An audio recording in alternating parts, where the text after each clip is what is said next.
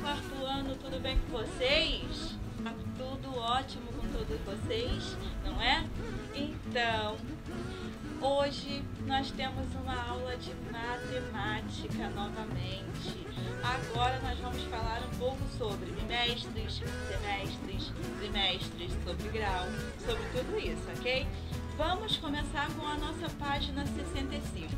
Aqui fala um pouquinho sobre tudo isso, ó. Algumas revistas são publicadas de 2 em 2 meses. Dizemos que elas são bimestrais. Então, quando temos a cada 2 meses, nós temos um bimestre, ok? De 2 em 2 meses, nós temos um bimestre no ano.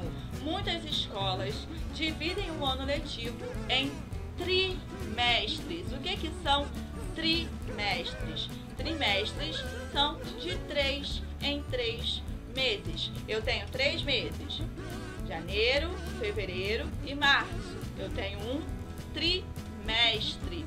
Se eu tenho 2 meses, janeiro e fevereiro, eu tenho um bimestre, ok? Bimestres são a cada 2 meses, trimestres são a cada 3 meses, ok?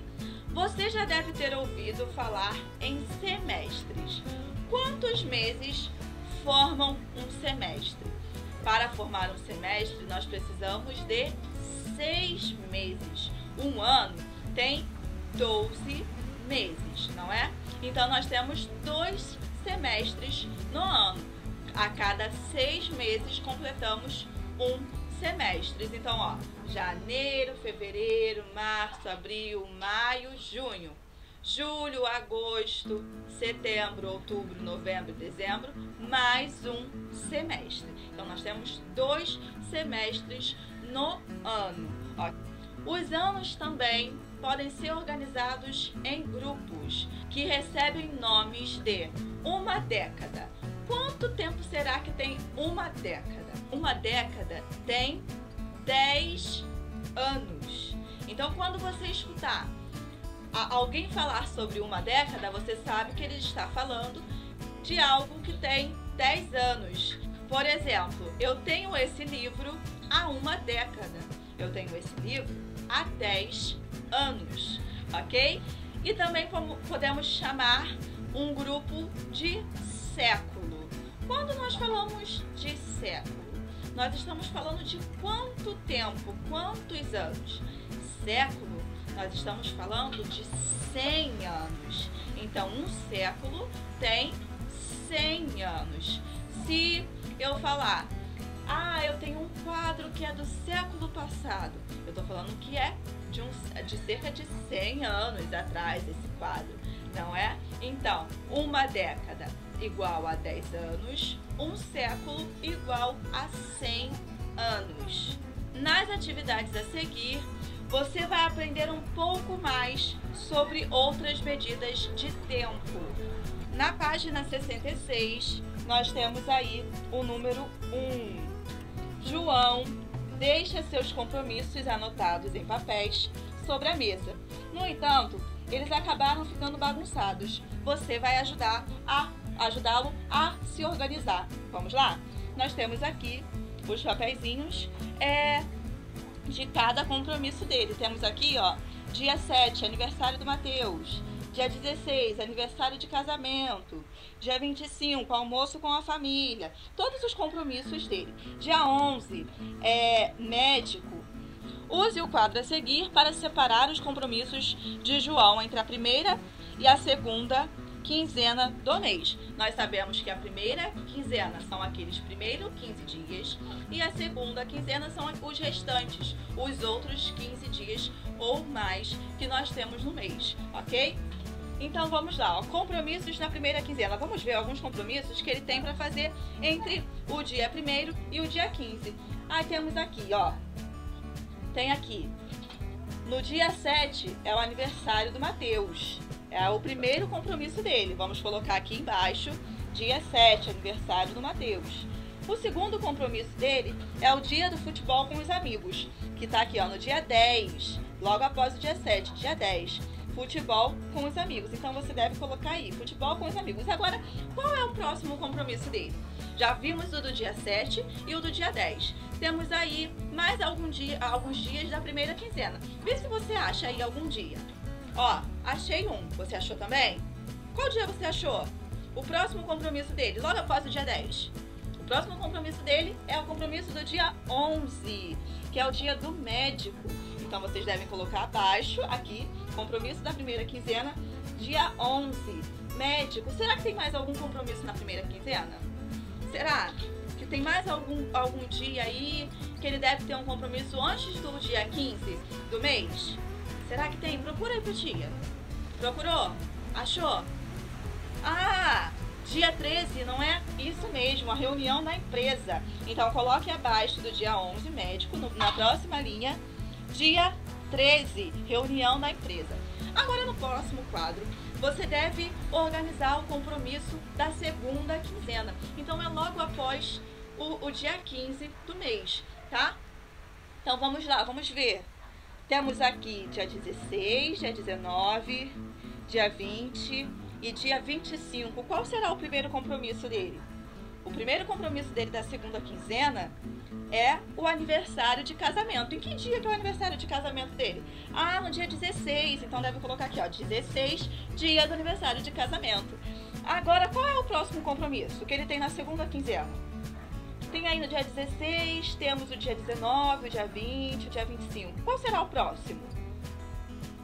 Será que é o dia 20? Não, ainda tem ali o dia 19, não é? Então é o dia 19. Dia 19, ele tem a reunião dos moradores do prédio, ok? Então coloca aí bem abaixo, no segundo compromisso, na segunda linha, para marcar o segundo compromisso dele, que é no dia 19, a reunião dos moradores do prédio. Será que ele tem mais compromissos na segunda quinzena? Tem. Quais são? Ah, ó, dia 20. Reserva do livro na biblioteca. Então ele tem mais um compromisso. Pode colocar na segunda quinzena, coloca aqui dia 20, reserva do livro na biblioteca. Será que ele tem mais algum compromisso? Tem algum compromisso além do dia 20? No dia 21, no dia 22, 23, 24, 25? Olha, tem mais um aqui, ó. Almoço com a família.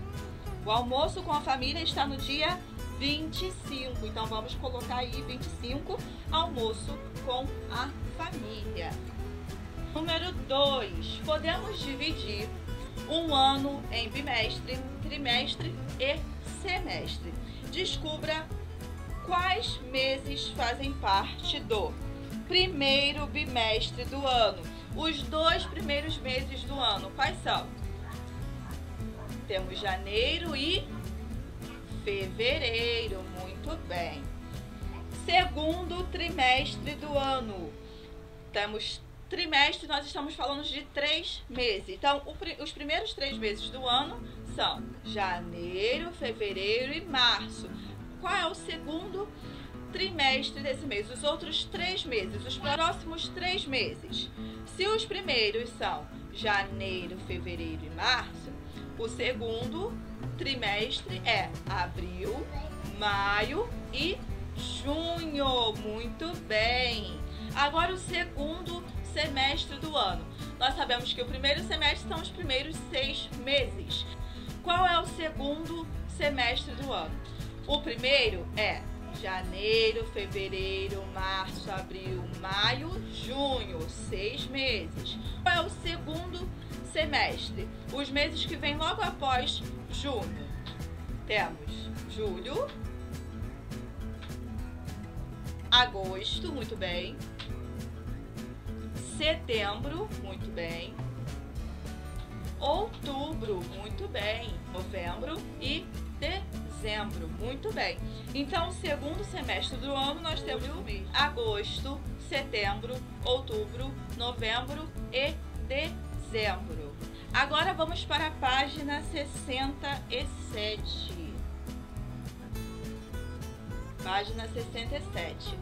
Veja algumas pessoas que compareceram à reunião dos pais de uma turma da escola para realizar de uma dinâmica em grupo. Eles foram identificados com o nome e o ano que nasceram. Temos aqui. Esse aqui é o Bernardo, nasceu no ano de 1984. Michele no 1981. Saulo no ano de 1979. Yara no ano de 1965. André no ano de 1965. Márcio no ano de 1992. Letra A. O pai de Fábio nasceu na década que começou em 1991. Escreva o nome da pessoa que pode ser o pai de Fábio. 1991. Qual desses aí está mais próximo da década de 1991? É o Márcio. O Márcio nasceu no ano de 1992. Então ele pode ser o pai do Fábio, porque ele nasceu na década de 1990, na década que começou em 1991. Letra B. A mãe de Ana nasceu na década que começou em 1981. A gente já está falando da década de 80. Qual é o nome da mãe de Ana? Temos aqui, ó. Esse aqui nasceu em 1984, na década de 80 também, mas a mãe da Ana nasceu na década que começou em 1981. Qual desses aqui tem a data de nascimento próxima? É a Michele. A Michele nasceu exatamente no ano de 1981. Então a mãe da Ana é a Michele. O avô de Cíntia é o homem mais velho presente na reunião. Qual é o nome do avô? Em que década ele nasceu? O avô é o homem mais velho. Qual desses aqui é o homem mais velho que nasceu em uma década mais antiga? Ó, aqui é 80, década de 80, década de 80, década de 70, década de 60, década de 60 e década de 90. A Yara nasceu em 1965. O André nasceu em 1963. Então, ele é mais velho do que a Yara. O avô da Cíntia é o André. Muito bem. E ele nasceu na década que se iniciou no ano de 1961. Número 4. No ano 2001, começamos um novo século. Quando esse século vai acabar? No ano de 2001, começou o século 21, ok? Então, para completar um século, quantos anos devem passar? Devem se passar 100 anos, não é? Então, em que ano que esse século deve acabar? Nós estamos no ano de 2020. Se passaram apenas 19 anos do início desse século, ok?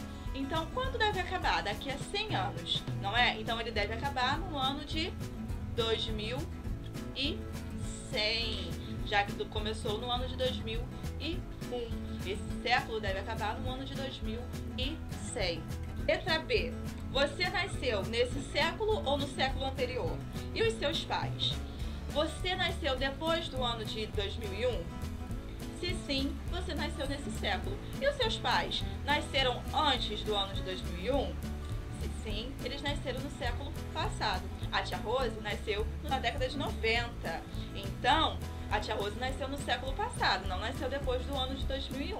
Quem nasceu depois do ano de 2001 nasceu no século atual. Quem nasceu antes desse ano nasceu no século passado. Agora vamos ver a página 68. Temperatura.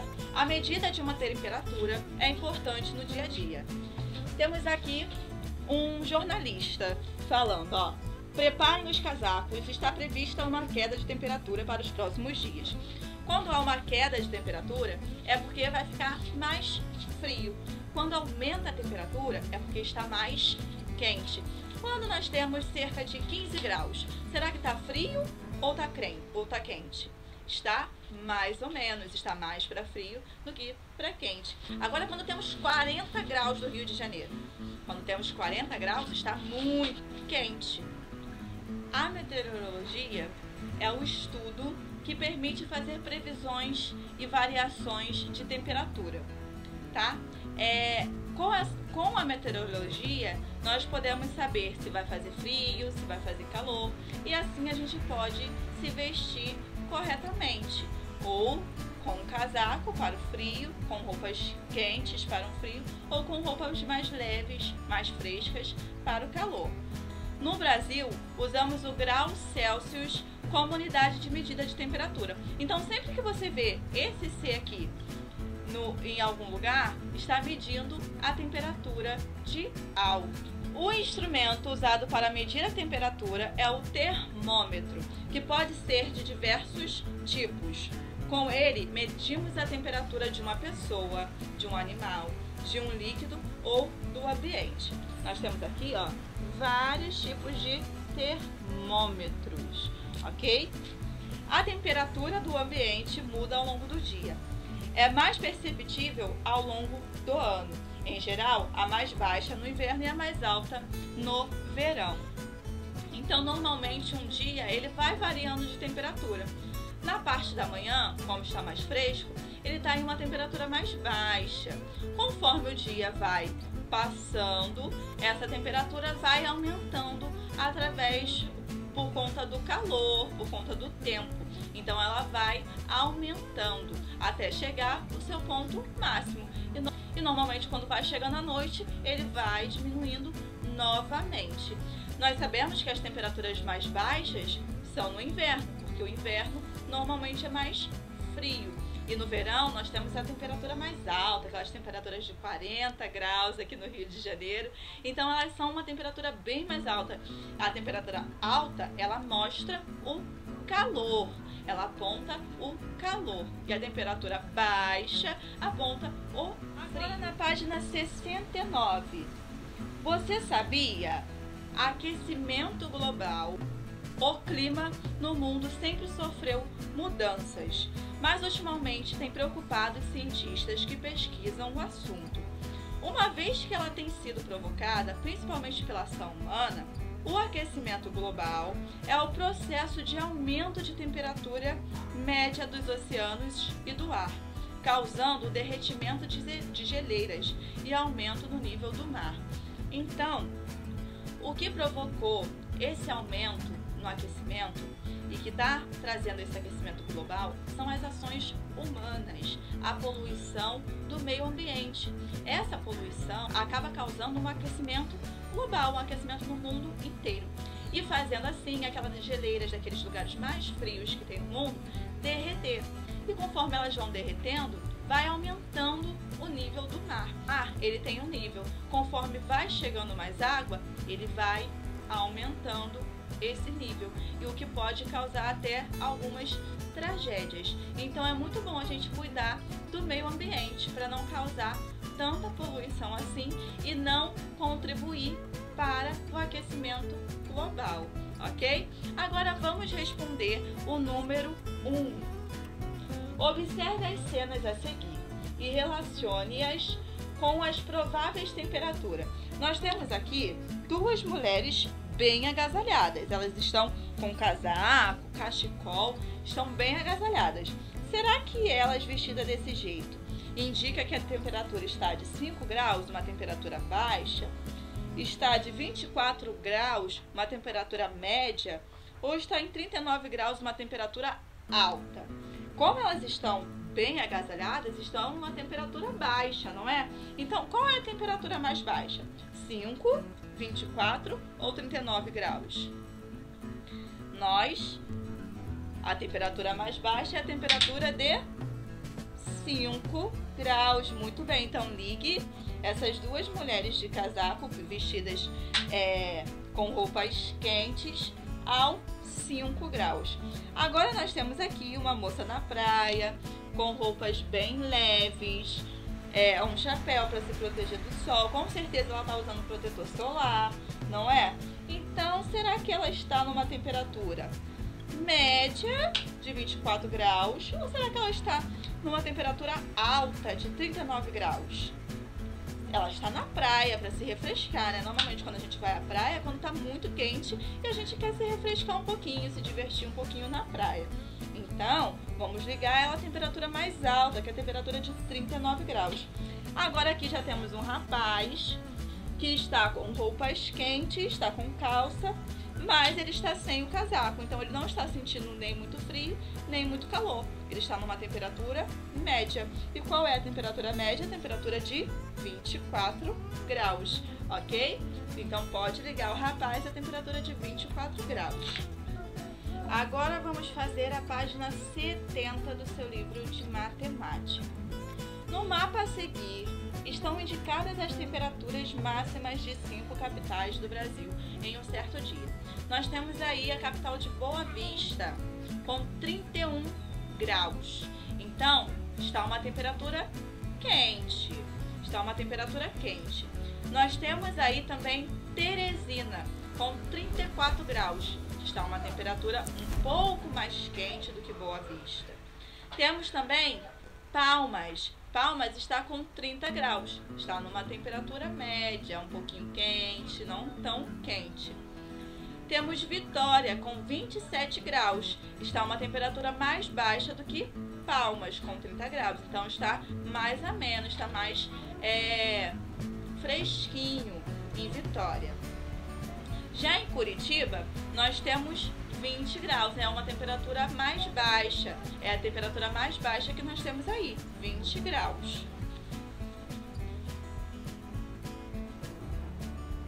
Letra A. Nesse dia, qual foi a temperatura máxima em Vitória? Então, vamos olhar Vitória, aqui. A temperatura máxima em Vitória foi de quantos graus? Foi de 27 graus. Letra B. Em qual dessas 5 capitais a temperatura máxima foi a mais elevada? Em qual dessas capitais é aquela capital que teve uma temperatura mais quente, que teve um dia mais quente? Foi em Boa Vista, com 31 graus, Palmas, com 30 graus, ou Teresina, com 34 graus? Nós temos aí a capital Teresina, com um grau mais alto neste dia, com um grau mais elevado nesse dia, que foi de 34 graus, ok? Letra C. Em qual dessas capitais a temperatura máxima foi a mais baixa? Qual é aquela que tem a temperatura mais baixa? Nós vimos que temos aqui 30 graus, 31 graus, 34 graus, 27 graus e 20 graus. 20 graus seria a temperatura mais baixa. Então, e qual lugar que teve essa temperatura mais baixa? Foi Curitiba, não é? Curitiba teve essa temperatura mais baixa. Qual é a variação entre a temperatura mais alta, mais elevada, e a mais baixa indicada no mapa? Nós sabemos que a mais alta foi a de Teresina e a mais baixa foi a de Curitiba. A de Teresina teve 34 graus e a de Curitiba teve 20 graus. Então, o que nós devemos fazer para descobrir a variação de temperatura de um lugar para o outro? Vamos subtrair 34 graus, vamos subtrair 20. Então, teve quantos graus de variação? Será que você sabe? Teve 14 graus de variação de uma capital para a outra, ok? E assim nós terminamos a nossa aulinha de matemática de hoje. Um beijo da Tia Rose e boa aula!